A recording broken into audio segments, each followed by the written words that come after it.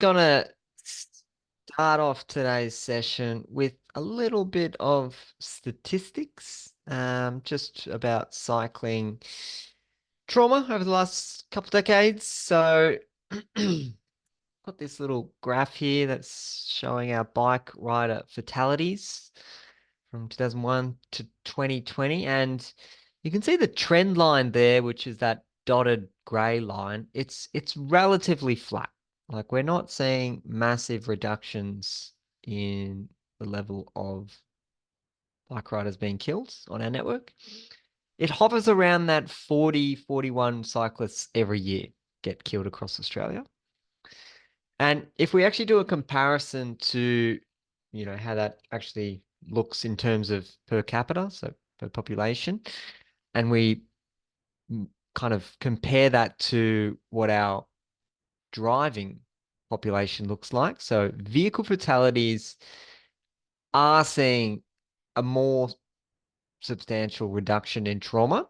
A lot of the interventions and safety measures that we put in place on the transport network do tend to benefit those in passenger vehicles. Rider fatalities, they are coming down, however, not at the same rate as we're seeing there with vehicles. So there is some work that can be done to, I guess, to maximize our safety for our cycling community. It's probably unsurprising to say that in terms of the gender demographic, we are seeing males as the predominant gender there. So 83% of those killed are men riding bikes. Men are more likely to ride in high speed and high risk scenarios where there's, I guess, less room for error and less opportunity for emergency braking and things like that. And very, very quick little decisions can result in fatals. So that's how that kind of split works out. But just a sombering thing to remember that although we are, we're generally seeing reductions in road safety performance across Australia. But for the cycling community, it is very much stagnant around 40 people per year that are killed. As alluded to in at the end of last session, we will be focused on roundabouts in today's module and talk about the specific risks associated with cycling in roundabouts.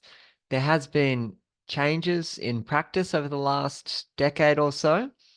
So we have moved away from, designs that we might have employed a few decades ago or even 5, 10 years ago, but we've moved away from that. So it's important that we reflect on that and recognize what is currently considered best practice and what we can do in that space.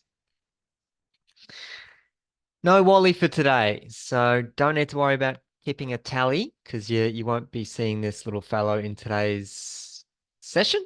At the end of the module today, we'll be going through another assignment.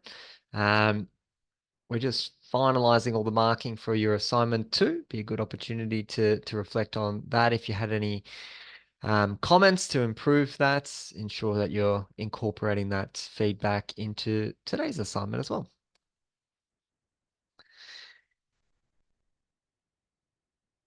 The 360-degree footage, hopefully you all managed to have a look at that one. So as I mentioned, we've got the protected intersection as an example, and then also performing a hook turn. So 2 different scenarios there. Interested to hear anyone's opinion on how they felt riding through those situations, but I will get started on the agenda for today. So we will be focusing on what we can kind of consider our best practice for cycling within roundabouts, which is this idea of a protected roundabout. And yes, it uses the same term as protected intersections. It's just got the protected roundabout instead. We'll go through the exact design considerations and design elements associated with that. Similar kind of structure that we had to our last module. I'll chat through some international examples of the protected roundabout in action, and then also chat through Melbourne's protected roundabout. Then I'll go on to move and have a chat through multi-lane roundabouts and the specific risks associated with that, and finally close on local roundabouts. Victoria, many years ago now, worked on this guidance document. So it's guidance on bicycle and pedestrian treatments at roundabouts. When I was actually at DTP, I was working on this document. So that's why I'm giving it a plug now, because it's a good document. But a lot of the graphs and figures that we do reference in today's session come out of the traffic engineering manual from this Victorian document.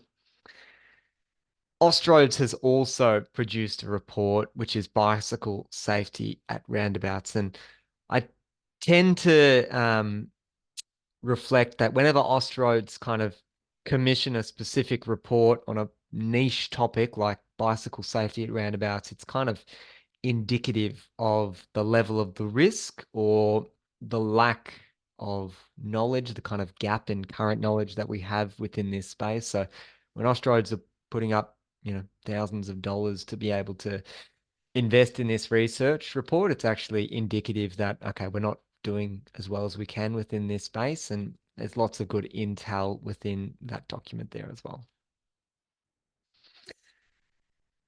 Okay, a protected roundabout. It may look something like this. This is a artistic rendition of Melbourne's protected roundabout. And the main, I guess, criteria for a protected roundabout is, so this area here where vehicles would be traveling, that's referred to as the circulating area. The idea of a protected roundabout is, let's not put our bike riders in the circulating area. We know that they can be hidden, they can be missed, they can be looked at but not seen. There's a myriad of reasons that collisions can occur when a bike rider enters the circulating area. So the idea of a protected roundabout is like, nah, let's not get them in there at all, and let's push them out and away, kind of on the periphery or right at the extent, crossing over the legs in that regard. There's a few different ways that the protected roundabout can actually look in terms of the arrangement, and we'll talk about the full scope of that arrangement. But this is probably a common way that you would design protected roundabouts, where you basically leave enough space between the circulating area and where that crossing point is. You would now allow enough space for one propped vehicle. So probably about 6 meters or so. I'll show you exactly why that would be relevant later on, but that's just a pretty common way to be designing protected roundabouts. Right. We actually might start today's session, Kathy, with a poll, please, because I've got a roundabout that's shown here, and I've got 3 bike riders. I've got bike rider A, bike rider B, and bike rider C. And in just a moment, there will be a module quiz that comes up. Here we go. Which cyclist is most at risk? You're not going to get marked on this. Just want to hear your thoughts. Which bike rider do you believe is most at risk? And I'll give you 20 seconds to give that a go, but no need to overthink it. Just No, option D, all of the above. not in this scenario, no. Okay. Oh, maybe I should have done that. Have to make people make a commitment. That's right.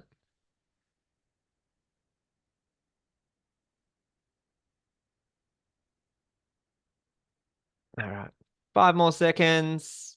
4, 3, 2, 1, and we'll end the poll there, and we'll just have a quick look. So looks like we're getting a pretty good split, which is a common thing to see out of these examples. And it was actually a bit of a tricky kind of deliberately, yeah, annoying question because there's no one right answer. I think Kathy's answer would have been spot on, which is all of the above. Um, so bike rider A, you can see that they have kind of cleared the exit lane, but they are still within a conflict point area because this yellow vehicle, you can see that with that sight triangle that's shown there, they're very much focused on oncoming traffic and they're positioning their head to the right. So they're not necessarily going to be focusing on something that's directly in front of their windscreen. They're looking for that gap in traffic. And if they happen to see the adjacent vehicle starting to enter that roundabout, it's likely that they will also just follow their lead and just enter that roundabout as well, which is exactly when you do get that type of collision. So it's very astute for those that mentioned that one. Cyclist B, they're right on the periphery of the roundabout, adjacent the splitter island here, and generally riding at the periphery or right at the outside is the worst place to be because this driver is focusing their attention on big hunks of metal. They're looking for cars right in the middle of the traffic lane. It's actually takes more cognitive effort to look for things that are narrower, that are kind of outside what we're used to looking for. It takes more effort, so you have to like really remind yourself to look for bike riders and or motorbikes for that same reason. But it's still focused on that kind of central area of the traffic lane. Once you move to that periphery where we can see the bike rider B, it requires an even more elevated um, level of cognition. And in fact, even in this diagram, if this vehicle has already started to enter the roundabout, it does look like there is a collision that's going to be occurring there. So certainly agree with um, bike rider B. C could find themselves in a few different scenarios. So with C, there's a possible collision with the purple vehicle coming out, or if the purple vehicle kind of stops in time, the yellow vehicle may assume that it's good to go because they're following the lead, as I mentioned before, and there could be a collision in that regard. There's also, it's not uncommon to see vehicles within their lane to actually stray out of that lane, particularly if they're trying to maintain speed or anything like that. So they could be like swinging the vehicle around and colliding that way. And the other quite common interaction is if C was back a little bit, the vehicle that's exiting that lane there, colliding there. So I think it's absolutely valid to have selected any of those bike riders. I don't think there's one golden rule there. But to give that a little bit more thought, Austroads commissioned a study to actually look at, well, what do statistics tell us? So they flicked through a couple hundred different bicycle crashes that have occurred across Australia and really looked into the specific crash types. So exactly how those crashes have occurred at roundabouts. And they managed to categorize all of those different crash types into four main crash configurations. The most common is this idea of an entering motor vehicle versus a circulating cyclist, about 68%. So just with the arrows, the red solid line, that is representing a vehicle, and the green dotted line, that's representing a bike rider. Now, what we commonly refer to this crash type as is the look but don't see type of phenomena. Basically, the driver that is at the give-way line, ready to enter the roundabout. They're looking for traffic. They're looking for gaps in traffic, but they're programmed to be looking for cars. So if there's a gap within the passenger vehicles, then they'll just go for it, and they won't necessarily process or recognize that there was a bike rider in that space. So that's the most common crash type that we see within roundabouts. Bicycle riders crossing as pedestrians. What tends to occur here is as motorists are exiting their leg, they're shifting from foot on the brake to foot on the accelerator. So they're picking up speed. They're not necessarily expecting to see a conflict point either, because they've had the priority through that roundabout. They're not expecting to yield. And if there is, it could be a pedestrian or it could be a bike rider in this instance. Um, it's just that it's unusual to have to expect to see someone at that leg crossing as a pedestrian. Can also be an issue where you've got, I'll get rid of all these. If you've got, I don't know, let's say shrubs that have kind of matured on that area of the roundabout, and you've got a bike rider crossing that way, a vehicle that's kind of coming around this bend may not be able to see that bike rider that is crossing either. So that can lead to that type of crash. The next one we'll look at is exiting motor vehicles versus circulating cyclists. So a bike rider that's basically trying to head through, and a vehicle that's trying to leave. Yeah, it kind of surprised me that this one is only at 9%, because when I'm riding through roundabouts, that is my highest risk. That's the one that I personally feel so nervous around, because you can't really make eye contact with the driver. You just have to hope they either see if you're doing a right indication. They hopefully know that you're turning right, and they're gonna acknowledge that. Um, but yeah, that exiting vehicle versus a circulating cyclist can certainly be an issue there. Side swipe within roundabouts. It's basically, as I mentioned before, vehicles failing to stay in their lane or picking up too much speed and kind of heading all the way to the periphery where bike riders may be situated. So, as I mentioned, there are a myriad of ways that these collisions can occur, and we really want to be trying to mitigate risks so we don't see our riders have to deal with being in the circulating area at all. If we're able to do grade separation, that's a big tick. So I absolutely love grade separation, and this is the example of the Hovenring over in the Netherlands. And basically path users, pedestrians and bike riders, they can travel around here and don't have to interact with any of that motorway traffic that's going on below them. Grade separated to different modes on different levels. Don't need to worry about conflict points. Big tick, but that's not an example of a protected roundabout. Yeah, just to clarify that. If you haven't seen that one before, it's a very striking design, and something that I strongly encourage if you're looking at any crossing points where they are crossing over highways or anything like that, large arterial roads. Instead, protected roundabouts are, as I mentioned, focused on bringing bike riders outside of the circulating area. So we're not trying to get them into that area.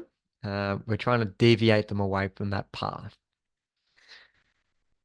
This one is another example where I've taken it from the US kind of guidelines. So I'm going to have to translate again because they've got some weird terms that they use in this reference document. But what we do have is we've got a protected bicycle lane that is basically maintained protection all the way to a specific crossing point.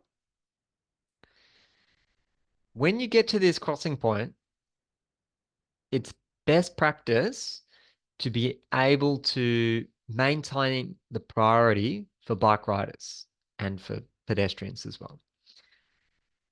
It can be disincentivizing for bike riders to use the facility if they have to kind of get to that conflict point and then stop and give way to traffic before crossing again. It's not going to be an attractive option. So strongly recommend, where feasible, to be able to award that priority to bike riders and to pedestrians and force those in vehicles to slow down and give way. The specific kind of details that we are looking at when we're looking at the protected roundabout. So we've got the bicycle crossing point. So that's obviously the facility where cyclists ride across. Another example there of that being separated from the pedestrian crossing point. So we're not doing a shared crossing where peds and bike riders cross in combination with each other. You've got kind of the crosswalk or the zebra crossing that's being shown in this diagram. And then next to that or adjacent, we've got the bike rider crossing point as well. So two separate facilities. Number two is yield lines. So as I said, this is from the US. They use little shark teeth for their yield lines. We would use give way hold lines or stop if it required it. Number three, I'm going to cross off because this one is bicycle stop line or yield line. You would never provide both. You would award priority to one user or the other. You wouldn't force both of them to stop. In America, they do four-way stops where they do exactly that. They don't award priority at local streets and things like that. Everyone has to stop, and there's just a kind of a bit of a who gets there first or give way to the left mantra. But certainly in our jurisdictions, we would award priority to one of those modes and the other one needs to yield. So that's not something we would do here. Number four, 5-foot curb radius. It's quite specific. That is just talking about you don't really want to create really tight corners for bike riders. So when they get to this conflict point, you don't want to make things too perpendicular or anything like that because that would just erode their attractiveness of the facility. So just to make it nice and easy, ideally you'd have relatively sweeping corners so they can maintain that speed. Number five, I wouldn't be too concerned about this one either. It's just referred to as a channelizing island, purely there to separate that pedestrian activity from the cycling activity.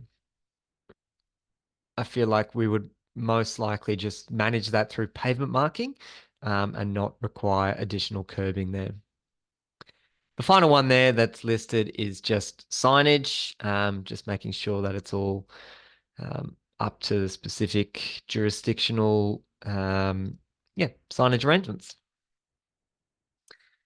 All right, so let's have a look at some examples now. It's always easier to talk through these ideas with something that's actually been installed. So this one is in the Netherlands, and it is an example of a protected roundabout with quite a large footprint. So you don't always have to have this much space available, but I wanted to show this just to demonstrate one end of the spectrum where you do have quite a bit of land to play with. In this example, let's say you were coming from the bottom of the screen riding and you wanted to turn right. There's actually a few options for you to do, but you could kind of ride along here and then all the way along here and do that. But this is actually a bi-directional facility, so you could just kind of make it a little bit shorter for you and go that way as well, or that side of the road. whatever you'd like. They've got two-way travel on all of these paths, which is very handy. Now, it is a bit more of a journey to go that approach than the circulating area, but um, it is the safety benefit that we're looking at. And the reason that we like this, it's not just getting out of the circulating area, but where the conflict point exists. So where my vehicle is actually crossing the path. So this vehicle coming out and exiting this point here, I've spoken about before, that conflict angle it's perpendicular. So we've got the best chance possible of getting those side angles. So that's a really big positive of our protected roundabouts. We've improved our side angles there as well. I'll clear all my little scribbles because there's something else I wanted to mention about this site. And if I look on the eastern leg at the entry, you can see I've got two cars roughly that are at the entry leg just past the crossing point. So the way that this has been designed on the other side of the roundabout, you could assume, it's basically allowing for two vehicles to prop and wait without interrupting the circulating area. Rule of thumb, as I mentioned at the start, is one vehicle propped and waiting. The further that you put it away, the crossing point, although you may be able to get more and more vehicles that can then prop and wait without blocking the circulating area, the further it pushes riders away from their desire line. So what you may end up happening is riders ignore the facility and use the circulating area.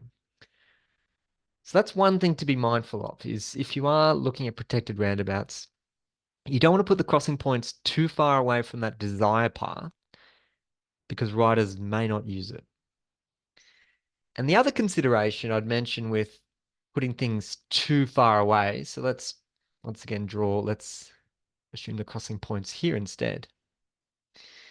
And a vehicle is exiting this leg. As they're exiting, they now have a lot more distance to be able to pick up speed before they get to that crossing point. And if it's at grade, which it is in this example, then you have the risk of high vehicle speeds where you've got crossing vulnerable road users. So not a great mix there. So there's definitely some considerations with putting crossing points too far away. And there's also considerations if there's too close as well, which we'll talk about in a moment. But this is the scenario, what it kind of looks like on the ground.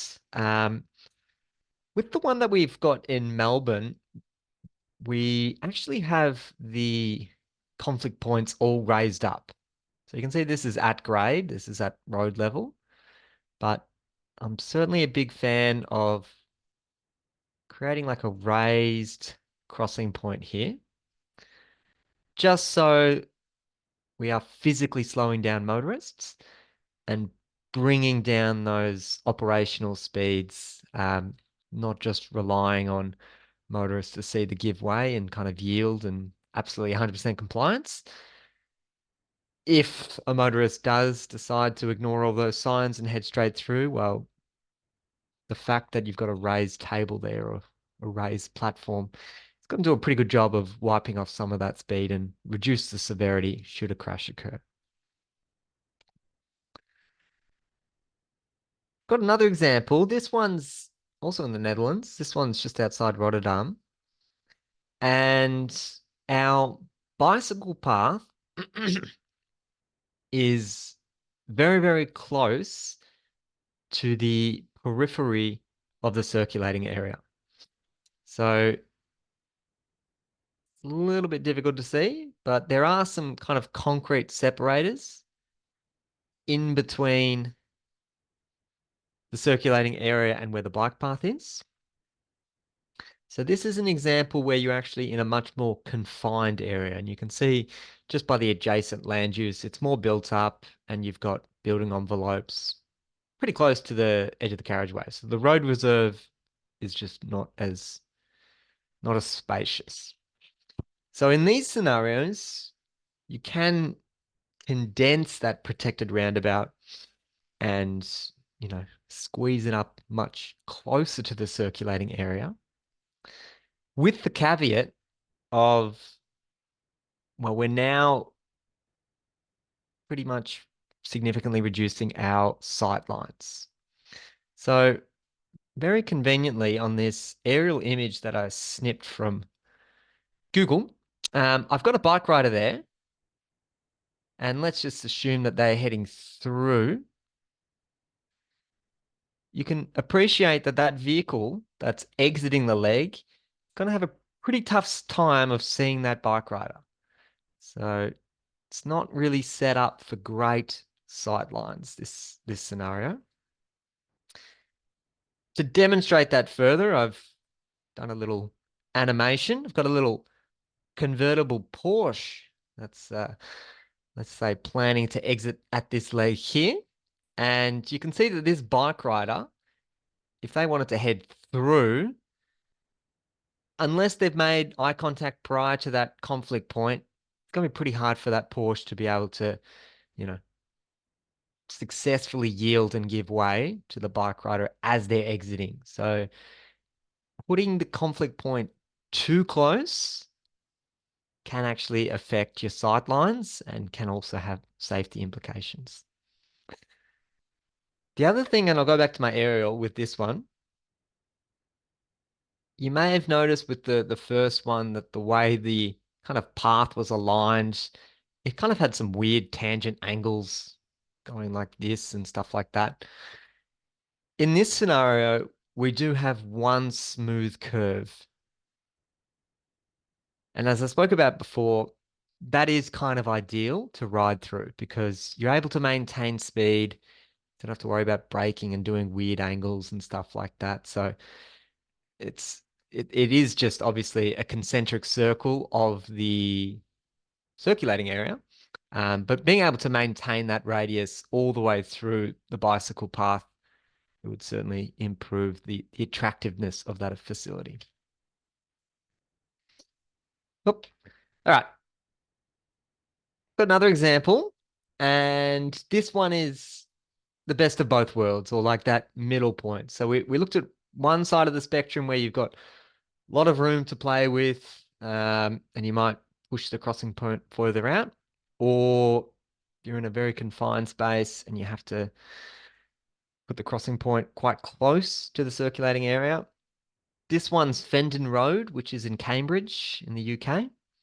And that's an example of that kind of 6 meter setback that I was talking about before. So you're allowing one vehicle to kind of prop and wait and give way to pedestrians and bike riders without blocking the circulating area any more than that, and there will be congestion. And with this, we are seeing improved sight lines because as the vehicle is crossing over, once again, you're getting a conflict path it's pretty close to 90 degrees. It's not perfect, but it's certainly much improved. So this is what it looks like out on the ground, and we can see some banking up of traffic there, but you can see that the driver there has got pretty good sight lines. Like they're going to be able to see bike riders crossing because they're crossing in front of them. They're not in the blind spot or anything like that. So it's a pretty good example of protected roundabout in action. And speaking about protected roundabout in action, I just going to play a short video where we can all just take a moment to watch kind of this in action. It's not a theoretical thing. Protected roundabouts do exist, and they can work in relatively high volume areas. So this is out of the Netherlands where we see lots and lots of bicycle users. We see passenger vehicles. We've got a bus there. Um, you know, all of these things can coexist within this roundabout configuration, and we're not forcing bike riders into the circulating area. So it's quite a humbling image, little video. See that it does all fit together, and it's not something that's just academic or anything like that. They do have real world practices. Max, sorry, Yeah, just a quick question. And this might be tricky to answer, do cyclists generally obey the clockwise movement? good question. Um, in this scenario, I've actually got a combination.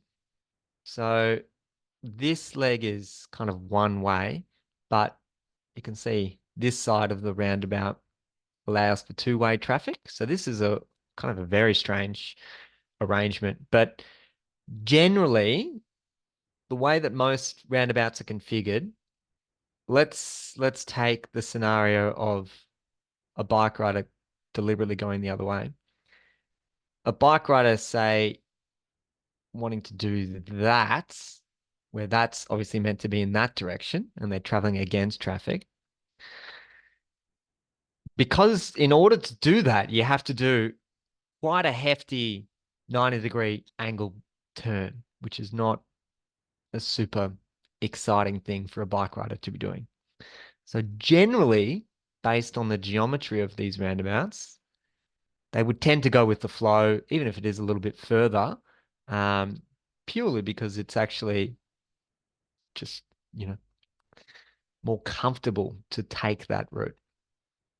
We've got an example of the Melbourne protected roundabout where we've got a few statistics, but we didn't encounter too many bike riders traveling in the opposite direction. Not saying that it doesn't happen, it certainly would, but I would say the majority would absolutely use the device as it's intended.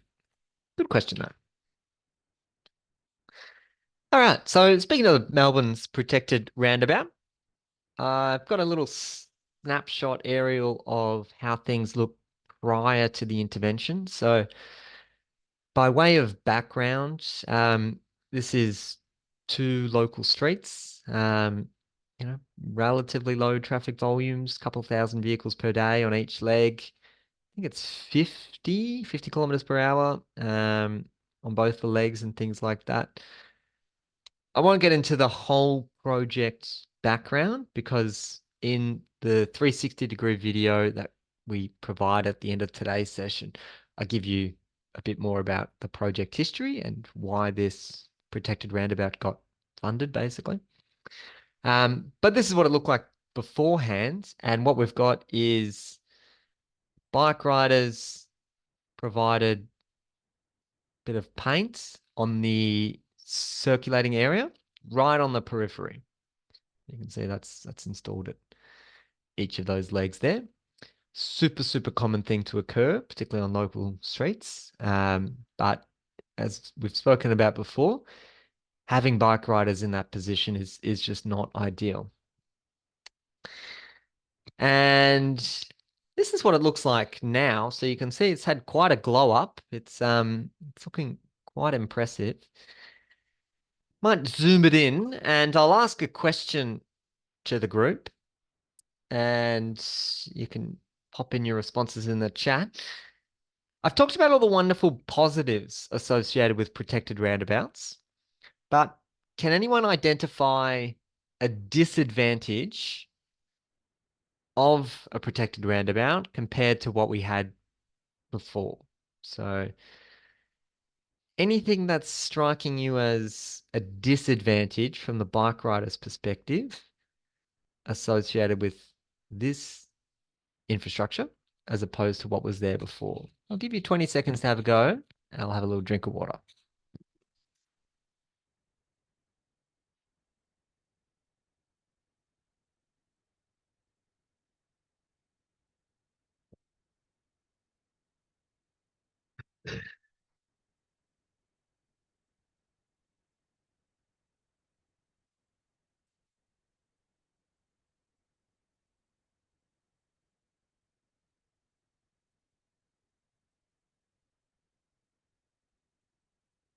All right, got a few answers in.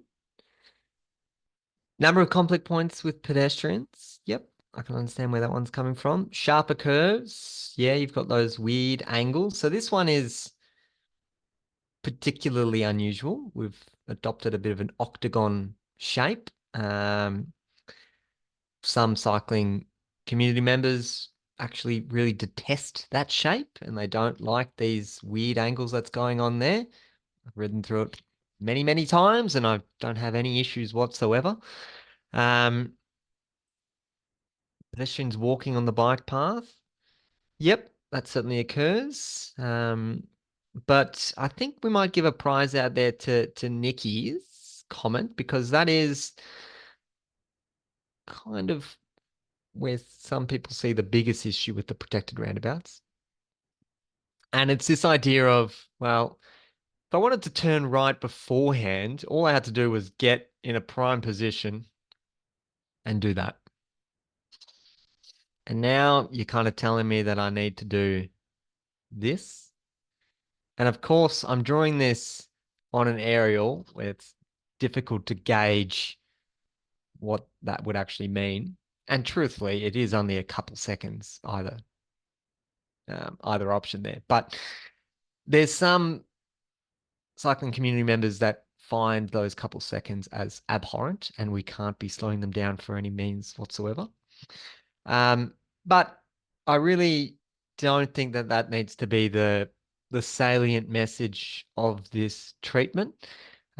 It's not meant to be for every demographic of bike rider, and of course, if you're comfortable in actually riding in the circulating area, you can. There's nothing to say that you're forced to use the protected facility, but for those that don't feel comfortable getting into the middle of the roundabout, they do have that protected facility. So it's a win-win in my mind. So as mentioned, we actually did do an evaluation report several years ago now on this roundabout and basically did some counts of how riders and pedestrians were interacting with this new environment. And we made a note that bike riders that were traveling through the roundabout, about 91% were using the protected facility. So for those going through, about 91% were using that protected facility. Pretty good.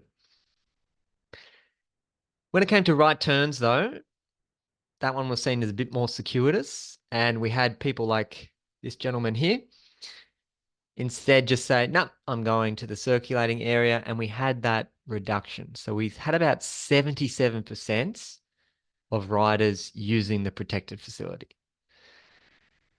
I still see that as a significant improvement. And, I don't think that you're ever going to be able to get 100% compliance on any type of treatment that you invest in for transport. So I think there's lots of positive messages to be said about this treatment. You are seeing, a much perceived safety cohort going through there. There was some intercept surveys and things like that done as part of this project. Certainly seen operating speeds significantly reduced as part of this project, as well as at the conflict points, seeing very, very strong adherence to the give way for both pedestrians and bike riders.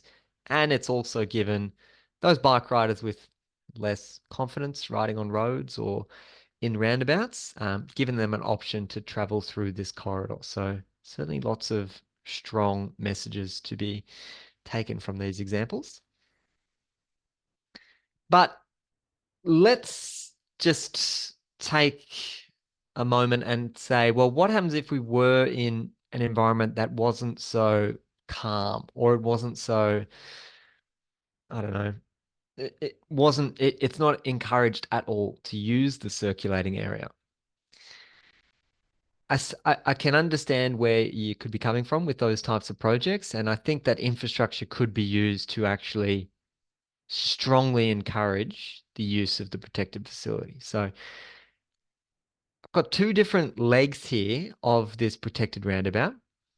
And you can see with this leg, I've got a stencil that says use bike lane at roundabout with a bike symbol and an arrow.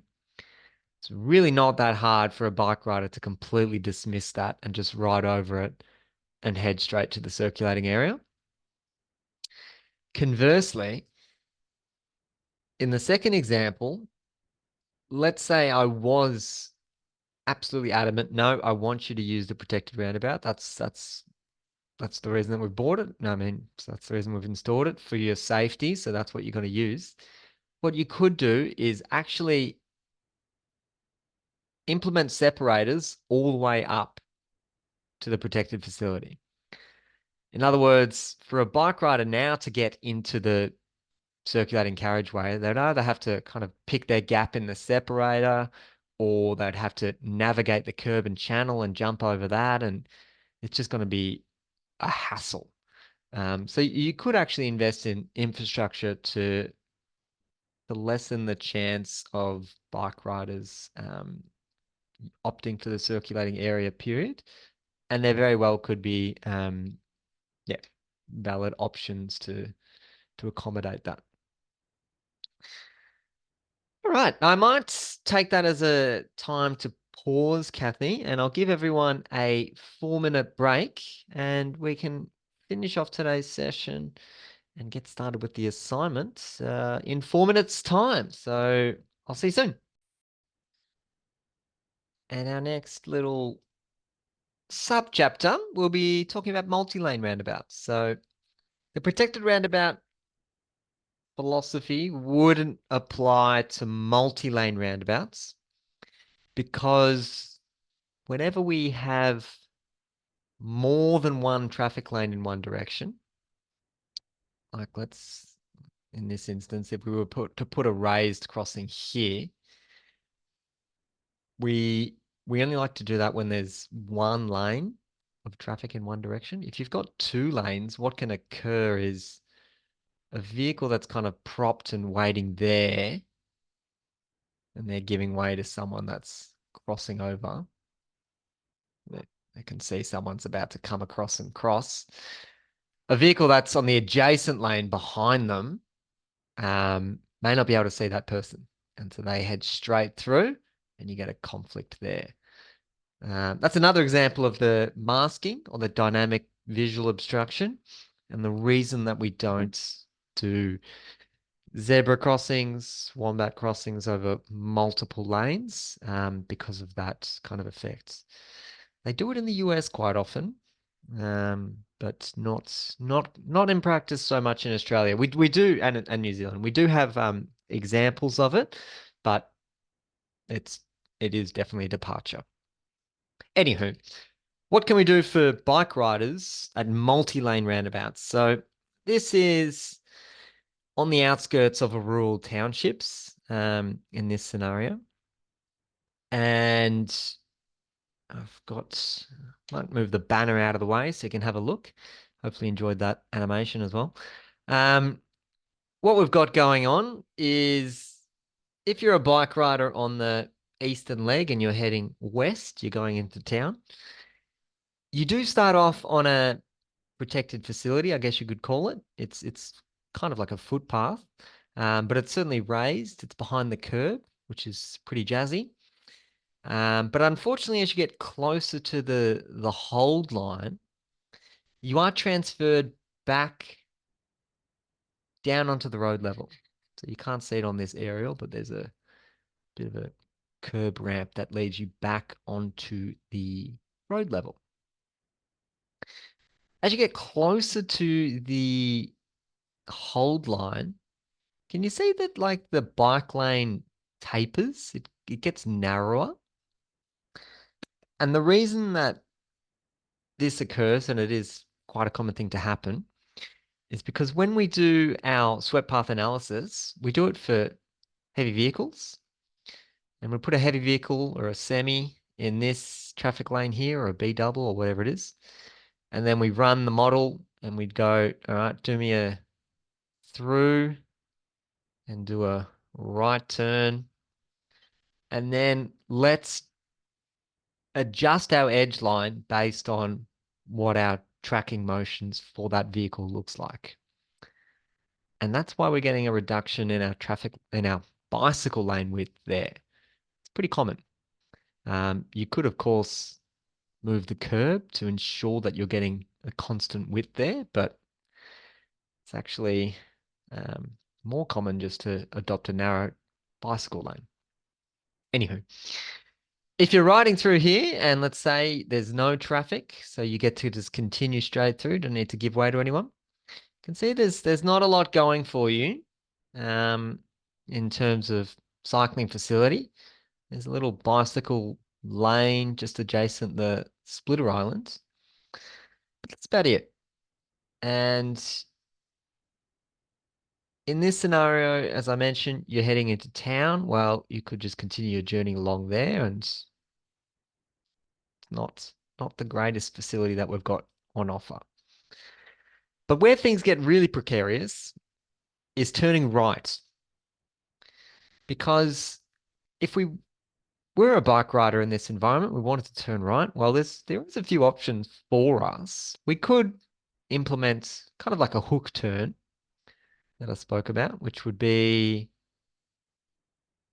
just staying in the left because it's too hard, and then stopping and pausing, wait for a gap in traffic, crossing over into the median, stopping and pausing, waiting for a gap in traffic, and then completing your right turn like that. The way the roundabout is set up, it's actually not designed to support that movement. There's no curb ramps or anything in the median to facilitate that movement. I'm just doing this as an example. But that is one option that you could have if you wanted to turn right here as a bike rider. The other option, which I would dare say is more common, is bike rider coming along here. They do a quick cursory glance behind them. They see there's no traffic. And then they do a nice big right turn like that. I'm sure you can all appreciate why that one would be a quite a considerable risk because you've got two through lanes of vehicle traffic coming through there. And they're not anticipating a right turn in front of them. Legally, that's not acceptable, but it does occur. The final way that you may actually have a right turning bike rider here is a bike rider ignoring the protected facility altogether.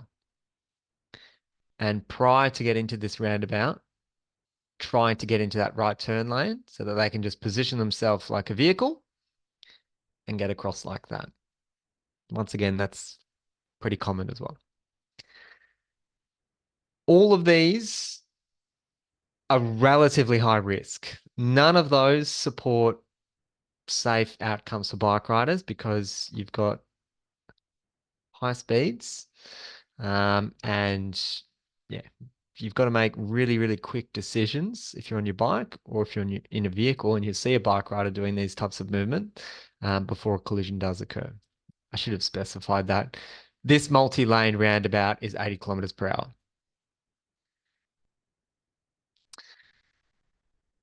Here's what we've got going on at ground level, just to contextualize things a little bit better.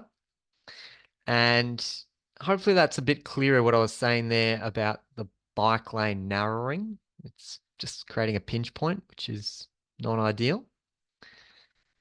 And the other thing that I wanted to note for anyone with really, really good eyes, you may have seen that there was a stop line on that leg of the roundabout. Nothing to do with the bicycle infrastructure, unfortunately. There is a rail crossing adjacent this roundabout, and there's a 2-aspect signal. So basically, when the boom gates are down, it says don't turn left here,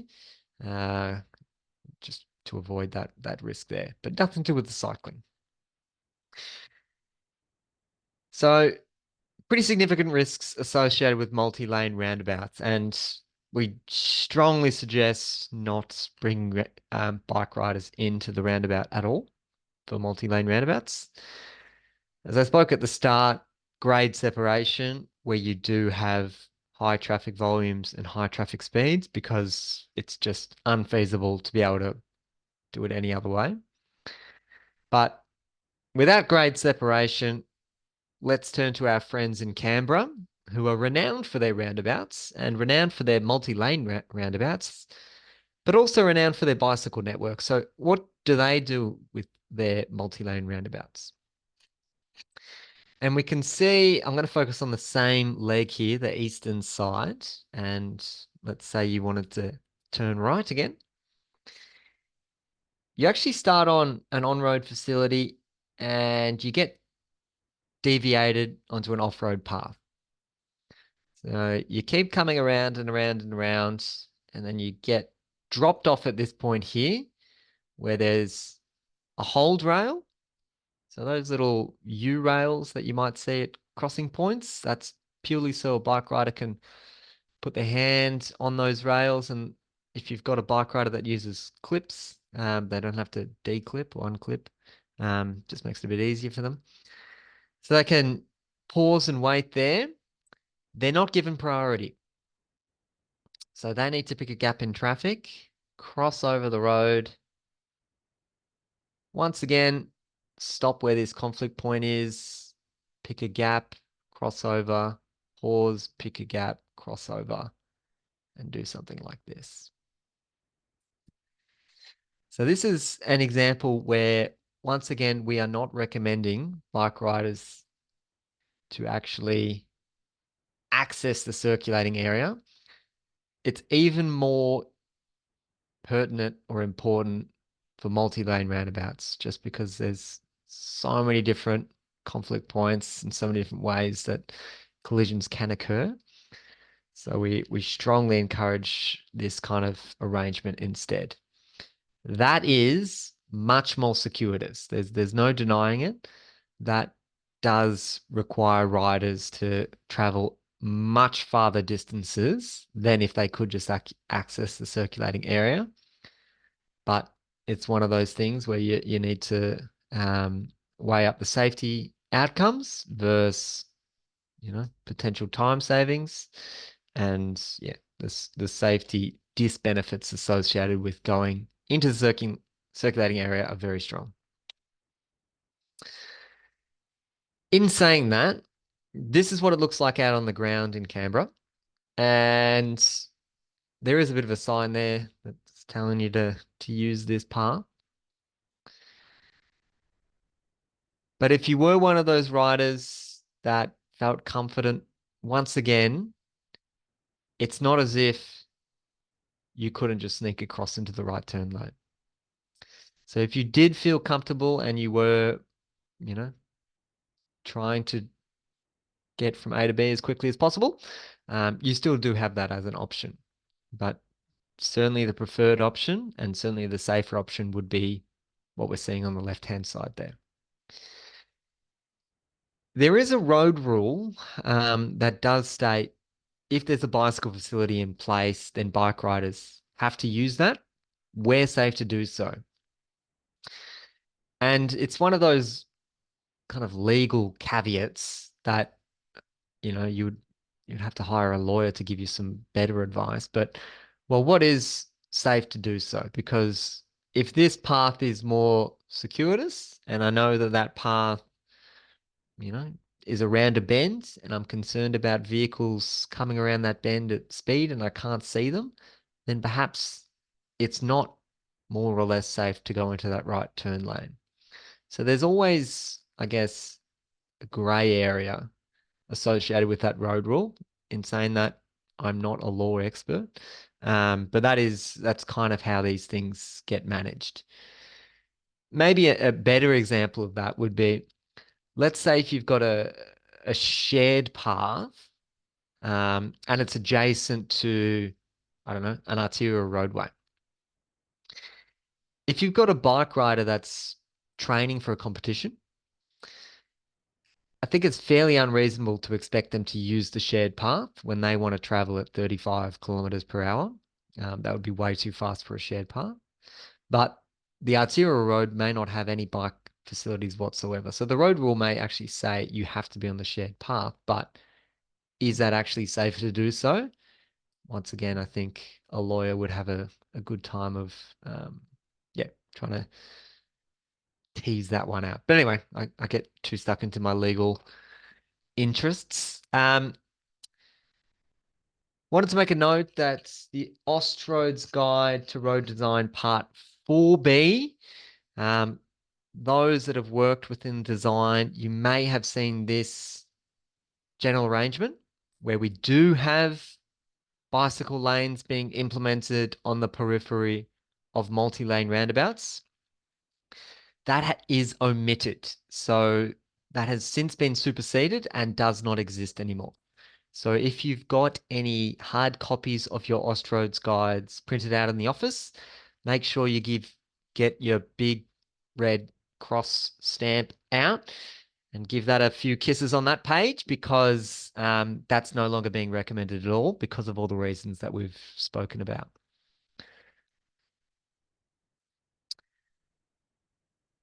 Another thing I wanted to touch on is just reflecting on how movement in place, or link in place, whatever you'd like to call it, how our road hierarchy can influence our treatment selection. So this is a concept preliminary design sketch that's been completed. And without knowing the details of this specific project, there's no road names or anything. I have no idea where this site is. I can automatically assume that this kind of east-west leg is a major movement corridor. The reason I say that is I've got multi-lanes both ways, and I've got a big divided median. So there's something about that configuration that says that east-west movement would have high speeds and high traffic volumes. Conversely, if I look north-south, I see single lanes and appears to be taping into an undivided carriageway. And I would think that would have a lower movement function. It's not as important to see large volumes of traffic being able to, move through those spaces. The reason I'm mentioning this is because we can then reflect on how that would actually influence our design decisions for the crossing points. So let's have a look what's going on for the bike path where they cross over the major thoroughfare. And we can see by the designer's note that they're saying install the grab handles for cyclists at all crossing points. In other words, make the pedestrians and the bike riders their yields. They don't have the priority. It's also occurring at the median all the way across. So it's maintaining that movement east-west, because that is the dominant kind of function of this area. Conversely, where we do have more ability to play with the movement isn't the strongest strategic function. On this leg, we've actually got a raised crossing facility that's being proposed with priority awarded to both bike riders and pedestrians crossing there. So where we can and we don't have the movement function being the most, critical objective, we can create raised crossing points, award the priority to vulnerable road users. In other scenarios, crossing over major motorways and things like that, it's unlikely where we're not going to be able to do raised crossing. Look for changing that priority, or ideally grade separation. The other kind of cool way to look at this is if this is your east-west and you've identified that it is a major movement corridor, And that's why we've got the divided median and we've got multiple lanes and wide traffic lanes, etc., etc. That's saying that that east-west connection, it's strategically important for vehicles. It's likely that that east-west is also very important for our pedestrians and for our bike riders. So like it kind of goes hand in hand.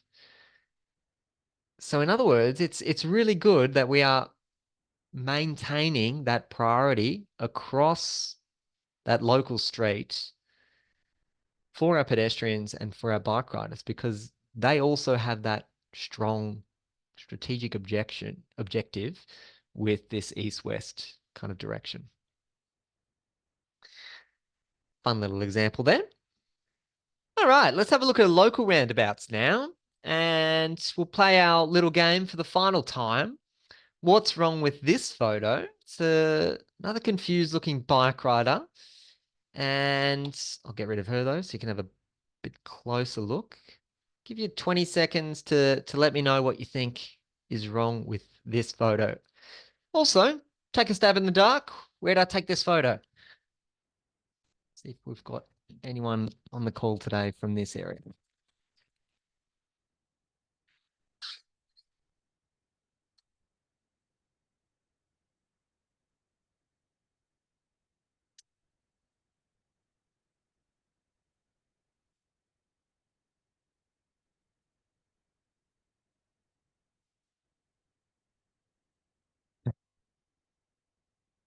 It is in Australia. Cyclists have nowhere to go. That's very good. Not, not too much chatter on the interwebs today, but that's okay. We'll keep going through. Yep. Bike riders being forced to merge. The bicycle lane just abruptly ending. Spot on. All of those exactly what we were aiming for with this little example. Super, super common though.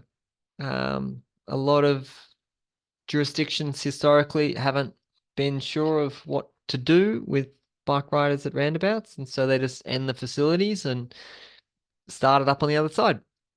Similar to intersections where bike riders were or bike facilities were just dropped off. Very, very similar approach with roundabouts. Absolutely not ideal at all. You certainly want to provide that continuity. And with a protected roundabout, you'd be getting bike riders off and away from the circulating area.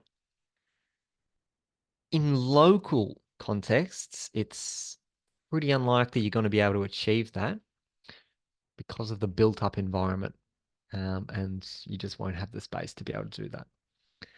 So where we do have local roundabouts, instead, we try and get riders right into the middle of the traffic lane.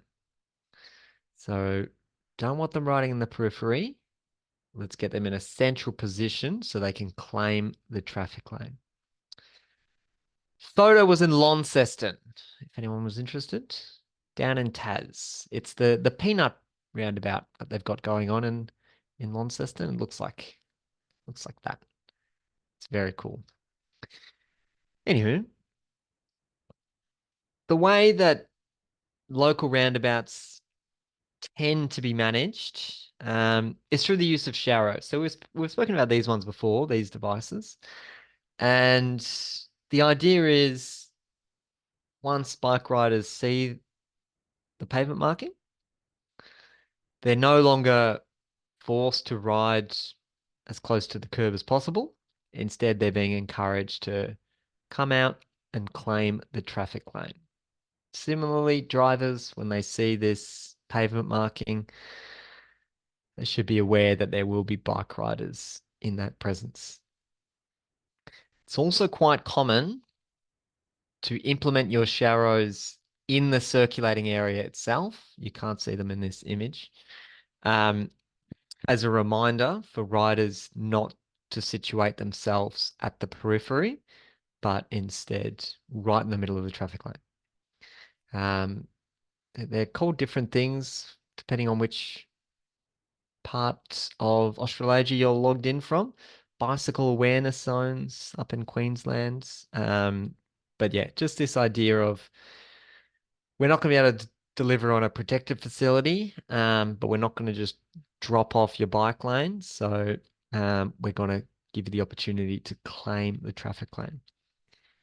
Really, really important that you're only doing this where it is local street environments. You're talking a couple thousand vehicles per day, because the higher traffic volumes that you do have, the more and more risk that you do have, because there's potential for conflicts and things like that. Just the dimensions of the sharrows again.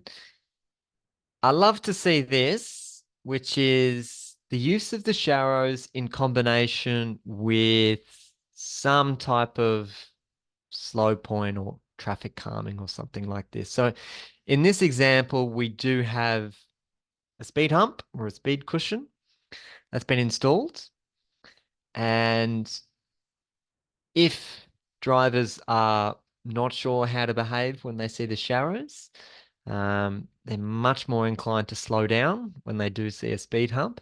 So very, very effective way of bringing down operating speeds where you do have riders that are about to claim the lane. Now, this is not a perfect example because, as you can see, if you've got a bike rider that's coming along here and then claiming the traffic lane, what you'd actually love to see is this traffic calming device being installed prior to the conflict point, because you want to reduce vehicle speeds before that merge exists, so that if there is a collision, vehicle speeds are down, bike riders are much more likely to survive that collision. So very, very important. Consider if you are looking at these, implementing sharrows as part of roundabouts, traffic calming treatments on approach prior to the merge point. Max, sorry. Hey, Hello. hello. Just a question on that one, not from the group, just from me. Yeah. It might be semantics, and fair enough. When you're a driver, you're slowing down to reach that that raised crossing, or the speed hump there. Yeah. So is it a bad position? Like if you had it earlier, Yeah. would the slowdown be a bit too early and then the vehicle's picking up speed again, or they're not really going to pick up speed because it's so close to the roundabout anyway? But Yeah, I can see what you're saying. You wouldn't want to put it too far back, and then, as you say, you've got vehicles picking up speed again. But I think if you had lost this car parking spot and extended this curb extension out, then you could have had the bike lane come out, that speed cushion being put there. Pretty negligible speed increase yeah, I'd expect to the roundabout there. But I agree, you wouldn't want to make it too far away. yeah, okay, Yeah. cool. Yeah. Thank you. Oh, no problem. Any other questions from anyone? You get a prize, Kathy. Thanks Oh, for the question. just pick one out of here. Yeah. Get yourself a nice Superman. Okay, will do. Thanks. Just another example of that kind of in practice. This one's kind of like a longer speed hump that's been installed there, approaching a local roundabout. And Kathy, I might get you back just to launch the final poll of today's session, because we are going to reflect on, I guess, people's own self-evaluation of how they've managed to pick up new skills as part of this course. So you may remember we started off this course with this poll about rating your own level of cycling infrastructure knowledge, and how does that kind of compare now that we're at the pointy end of things. And whilst you finish that one off, I just wanted to chat through some other bits and pieces. So whilst I'm an engineer by trade, and I suppose where I've certainly learned most of my skills and practiced most of my skills, just want to acknowledge that engineering is one element for safe cycling. and that there's lots of, education campaigns and things like that that are going around internationally that I think also add a lot of value. And I think that we should be sharing as professionals and also letting our community know that cycling safety is very important. So there's a few that I've just included here, and you're welcome to share with your own colleagues and things like that. The first one is an annual kind of campaign that they run in California, where every June they call it Bike Month. Um, Also happens to be lovely weather in June, so you've got lots of bike riders there, and they just kind of have lots of different ads and brochures and social media marketing about the vulnerability of bike riders. So it's that constant messaging around that bike riders are just another person on the transport network. We need to look after them. They're absolutely entitled to the space on the carriageway, and just trying to keep that communication consistent. So I like that, monthly reminder every year that's kind of earmarked in their calendars.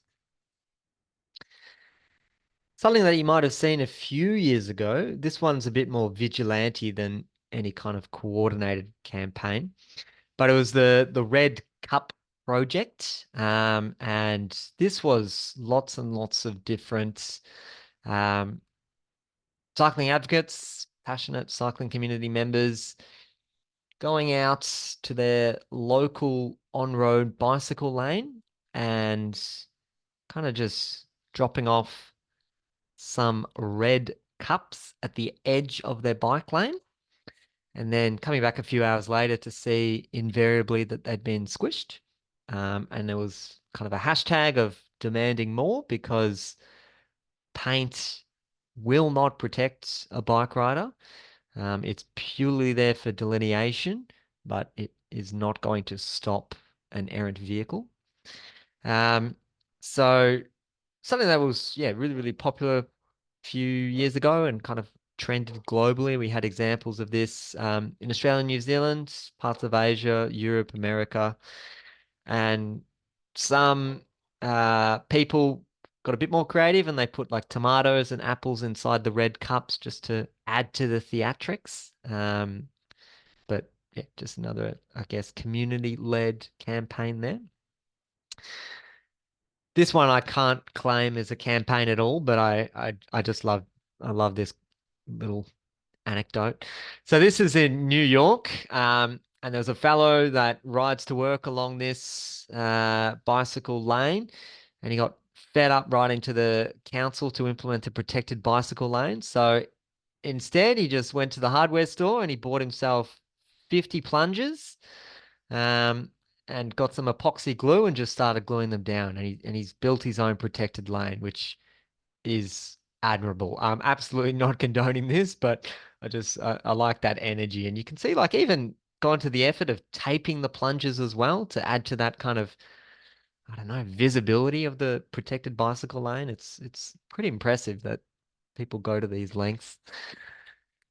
Um, there's a final one that I won't share now, but at the end of today's session, you can absolutely have a go at watching this one. So this one was out of Scotland.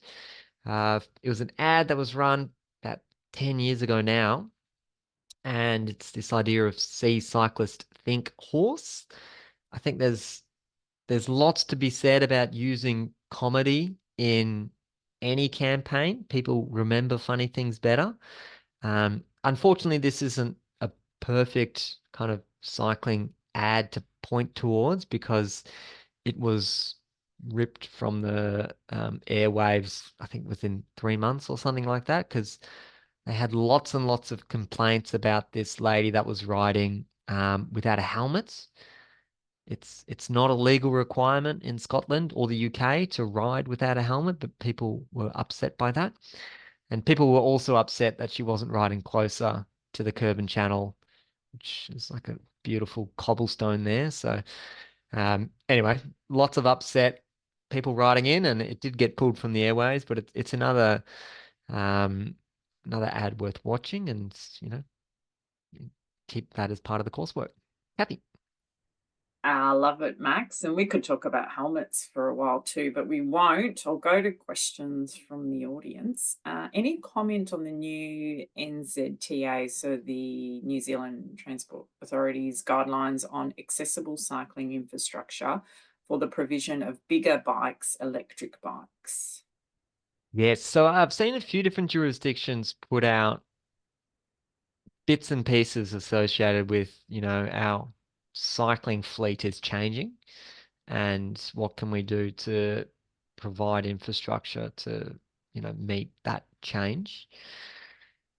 I guess my thought on it is we're we're so far from creating connected, coherent, attractive facilities across our network, and I'm not sure whether if we continue to set the bar higher and higher and thinking about every different type of bicycle user that could be accessing those facilities, are we making it harder to actually then implement something that will actually benefit our community immediately?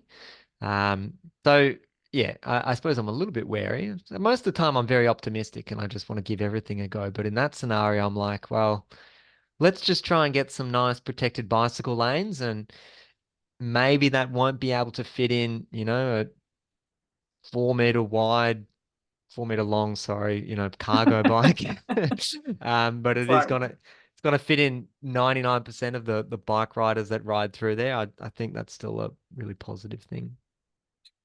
And I'll throw in a follow-up question from that. I guess there's all sorts of e-mobility, so e-scooters and fancy-looking futuristic skateboard scenarios and those sorts of things. Will that help?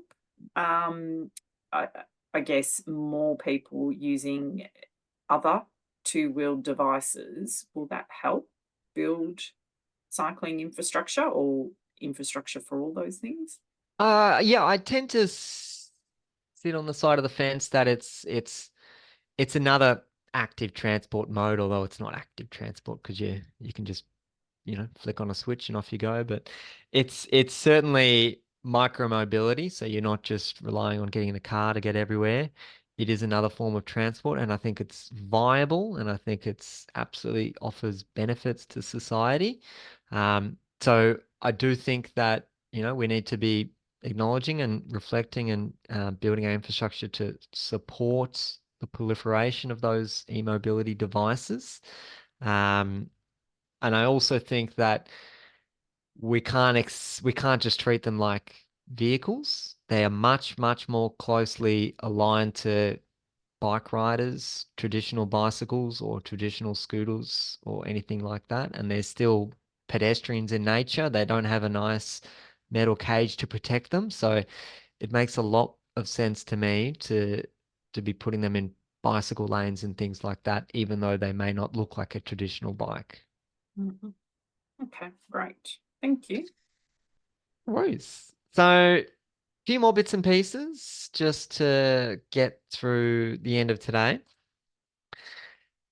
We've got our final 360-degree video for you. And once again, you'll get a couple of examples. You'll get to ride through Melbourne's protected roundabout, as well as a conventional roundabout.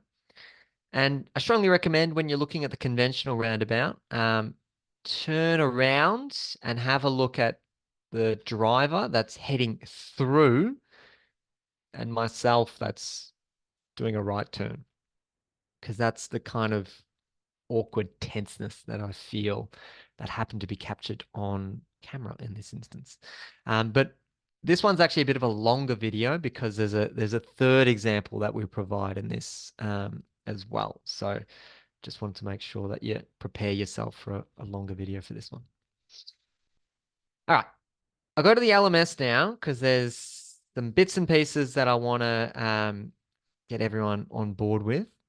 The first is under the resources tab, if you go to reference document and resources, and we've gone through this a few times, but there's another useful resource that I wanted to do a quick plug of. So it's called Cycling 360 Footage Examples.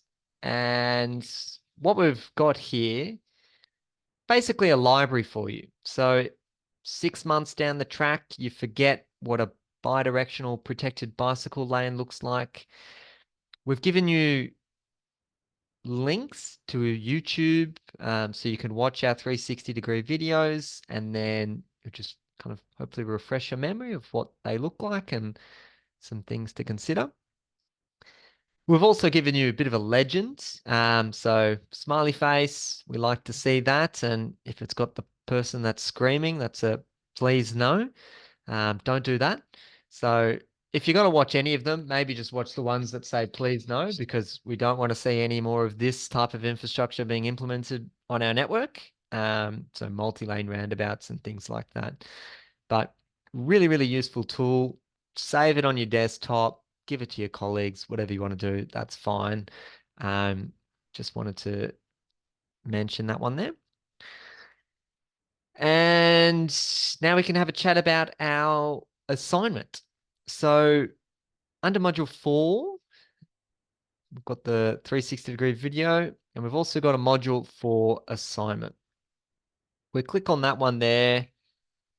We've got a Word documents, and I've got the Word document already open, so I'm not going to worry about downloading it again.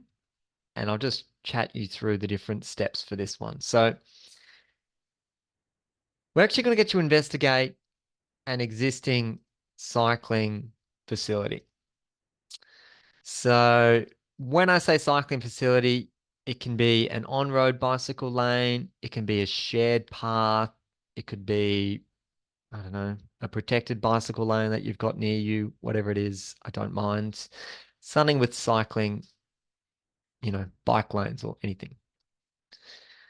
Step 2, we want you to go onto the website Bike Spot. So you can either just control click and it'll give you a link to that site.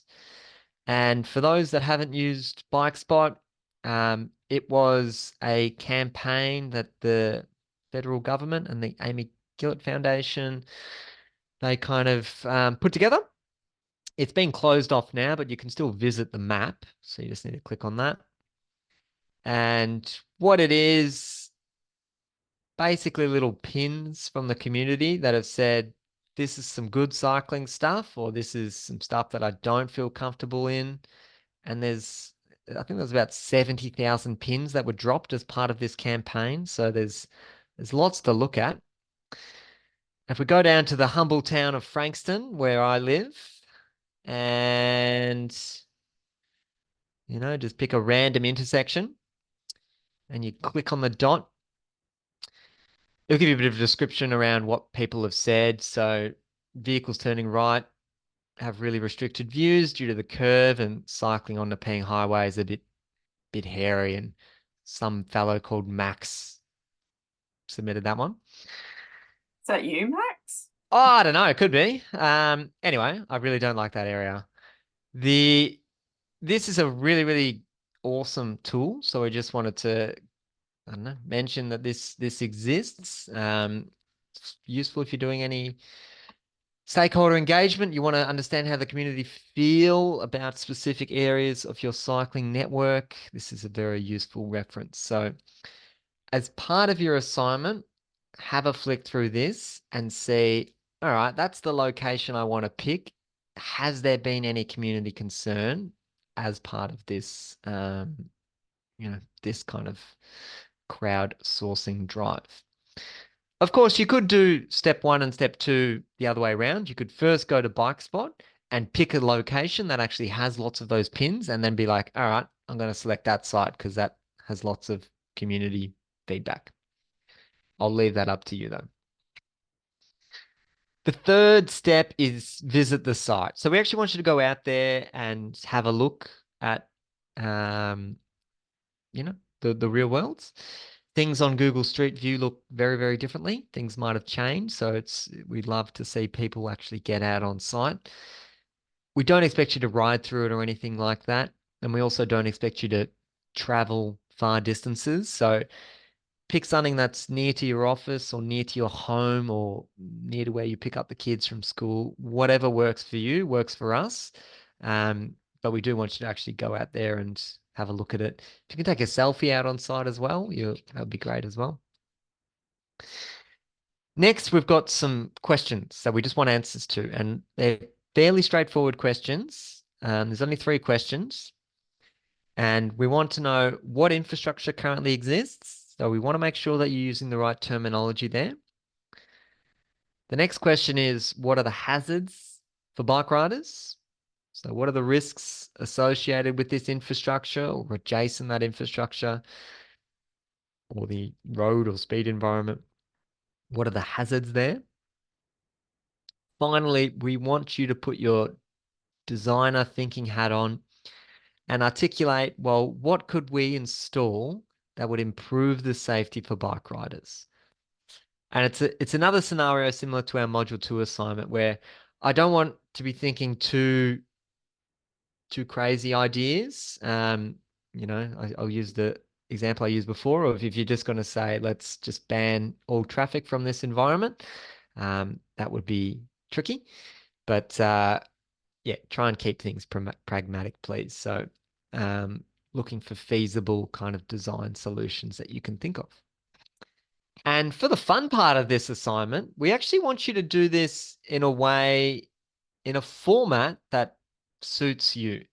So if you want to make a video or you want to do like a AutoCAD drawing of what you'd like to see there instead, or you just want to do, a Word document and just do some little snips or a little sketch, whatever you want to do, absolutely encourage you to do whatever suits you. In the past, we've seen people get incredibly creative. People have written like comic books, people have written songs, we've had people rap. What else have we had? We've had cartoons, I think, yeah, comic book cartoons, TikToks.